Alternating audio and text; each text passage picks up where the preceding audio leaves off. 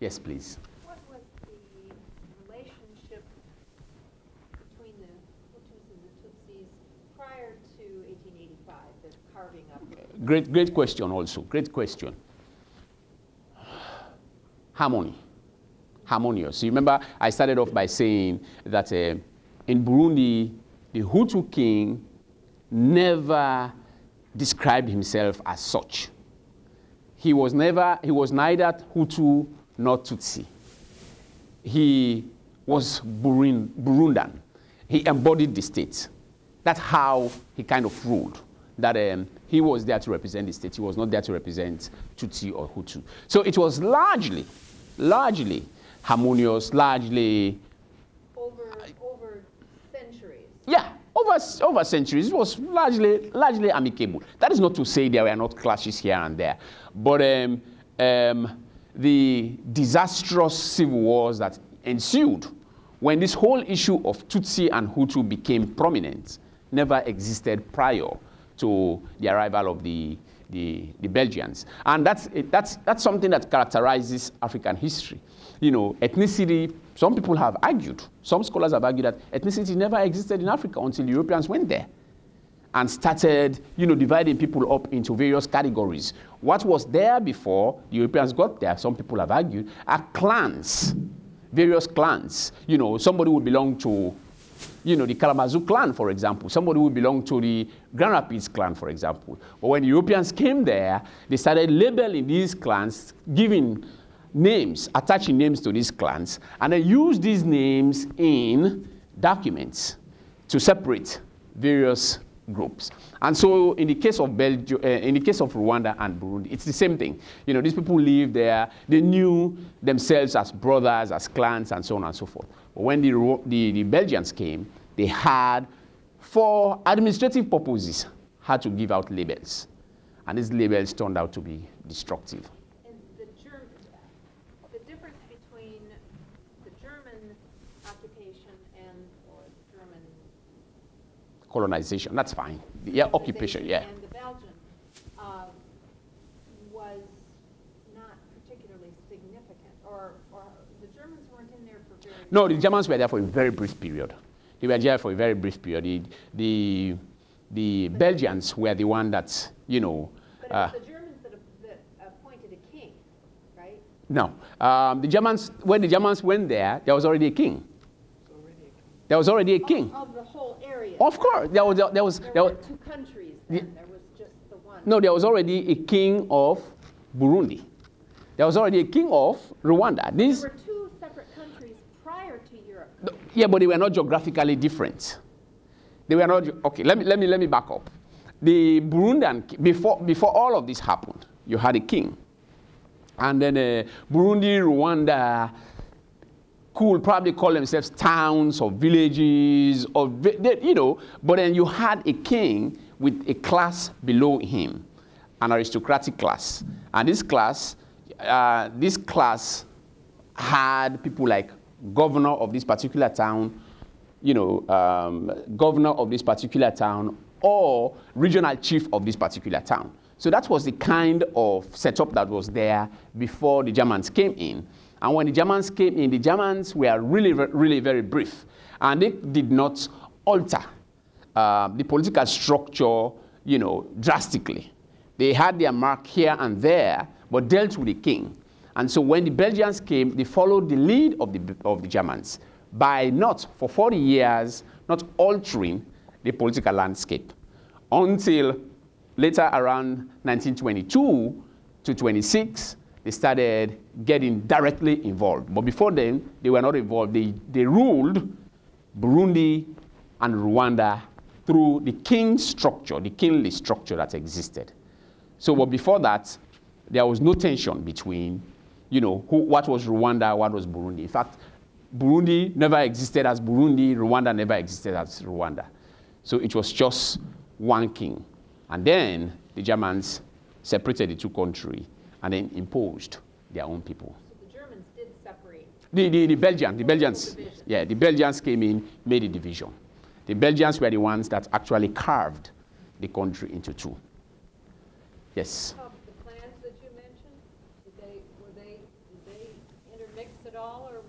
Yeah, they interacted. They interacted a lot. They interacted. The clans interacted. They did business. Did they intermarry? Or, Yes. okay. Yes, they did intermarry. Particular territories, or was it pretty open? It was open, although, you know, traditionally people kind of flocked to particular clans on the basis of tradition or custom or whatever. So there was no law guarding against intermarriage, because, as I said, they were clans. They saw themselves as kings and kings and so on and so forth. So there was no sharp tension that prevented that from happening. Yes. Yes, please.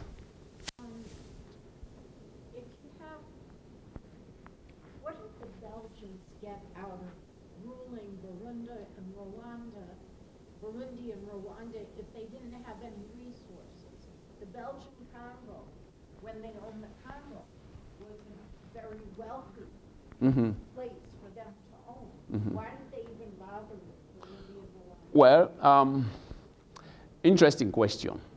And before I answer the question, just for your leisure time, when you relax, you don't have anything pressing, and you want to read something, please try to read a book called King Leopold's Ghost. Say it again? King Leopold's Ghost. King Leopold. Okay, yes. Yes. If you have time, just read it. You'll be fascinated by the content of it. The guy who wrote the book is in San Francisco, and I've been fighting hard and trying hard to bring him to K College so, you know, my students can meet him. Adam Hochschild is his name. The author is Adam Hochschild.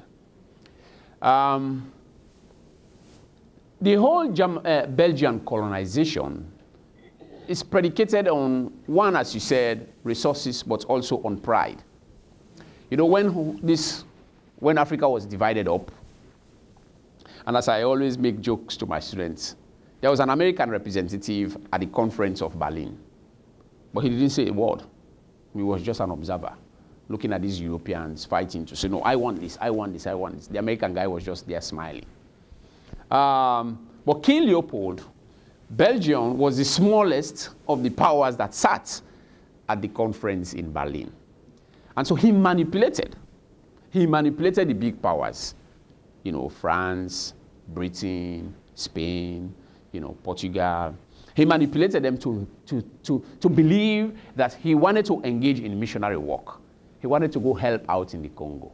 He merely wanted to assist these savage Africans.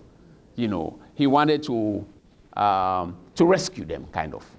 And they trusted him, not knowing that he had something up his sleeves. And the Congo, which you mentioned, he annexed for his own personal aggrandizement. And so the case for Burundi and Rwanda, it's the same thing. That Belgium cannot sit at this table not having any colonies. We too want some colonies. And in fact, the Germans also did that. Bismarck, Otto von Bismarck, who kind of chaired the conference, was not interested in colonies, really. But then the German industrial class was saying, oh, no, we also need some colonies and so on. And so he said, okay, well, I'm going to take Tanzania, I'm going to take Congo, I'm going to take Namibia. You know, although Tanzania actually ended up supplying a lot of cotton to the German industrial class then. But it's the same for Belgium. So not that, in the case of Congo, resources and pride, and then it's, King Leopold drained Congo. If Congo is in such crisis today, King Leopold played a greater role. In fact, he instituted slavery. People's hands were hacked off for refusing to work for him. And in as much as he exploited Congo to the point that he did, he never set his foot there. He never went to the Congo. So the same for Burundi and Rwanda. So part of those two countries were for his personal aggrandizement. For the Congo, the resources, and then political pride.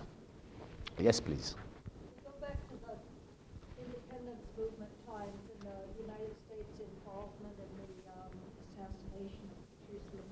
Was there any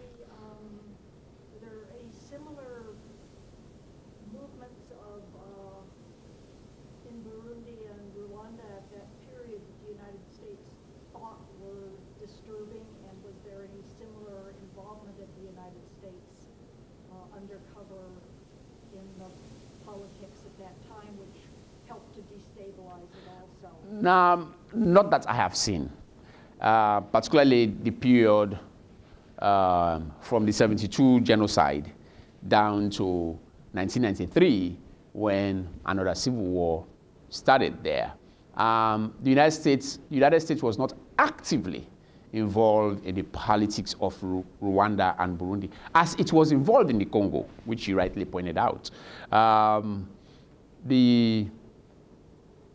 After King Leopold, maybe the second set of people to blame for the complete meltdown of the Congolese government and economy is the United States, France, and Belgium again. So the United States played a huge role in destabilizing the Congo for one major reason: fear of the Soviet Union, taking the Congo over. So when Patrice Lumumba was assassinated by Joseph Mobutu, I feel bad that I share the same name with him.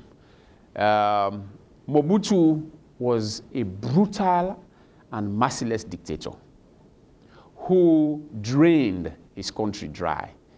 It has been argued that before he died, he embezzled up to $4 billion.